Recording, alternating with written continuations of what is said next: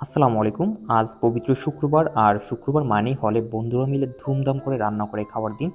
আমরা যখন একসাথে মিলে রান্না করি সবার মধ্যে আসলে এমন একটা ভাব থাকে, মনে হয় আজ বুঝি রান্না করে পুরো পৃথিবী জয় করে ফেলবো। আজকের আয়োজন গরুর মাংস ভুনা ও পোলাও।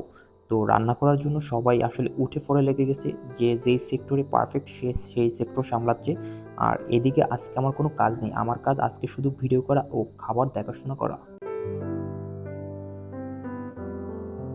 আজকে কিন্তু আমাদের চমৎকার রান্নার আয়োজন চলছে, আর আজকে কিন্তু আমরা সেইভাবে খাওয়া দাওয়া করব। আর আমার এই যে বন্ধুকে দেখতে পাচ্ছেন, ওর বাসা হচ্ছে চট্টগ্রাম, আর ও কিন্তু চমৎকার রান্না করে। ওর বাসা যে আসলে চট্টগ্রাম, ওর রান্না বান্না দেখে আসলে বোঝা যায়।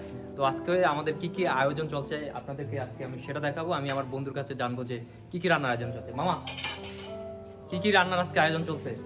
বেসিক্যালি আমরা রান্না করতেছি পোলাও এন্ড দেন বিফ আর ডিমের কারি হবে, সালাদ থাকবে and দই, এগুলাই।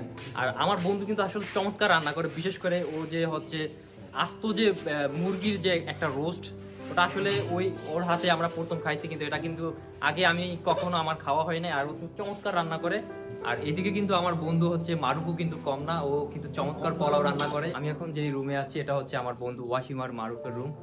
বলা যায় যে ভার্সিটিতে ভর্তি হওয়ার পর ম্যাক্সিমাম টাইম এই রুমে কেটেছে, এবং প্রতিটা রাতে আসলে এই রুমে না আসলে আমাদের মনে হয় যে রাতটা আসলে কাটেই না। এবং এই রুমে বলা যায় যে এটা হচ্ছে একটা পাবলিক রুম হয়ে গেছে, এবং এখানে প্রতিদিন আড্ডা, কান্নাকাটি, মজা মাস্তি থেকে শুরু করে এভরিথিং সবকিছু আসলে এই রুমের উপর দিয়ে যায়।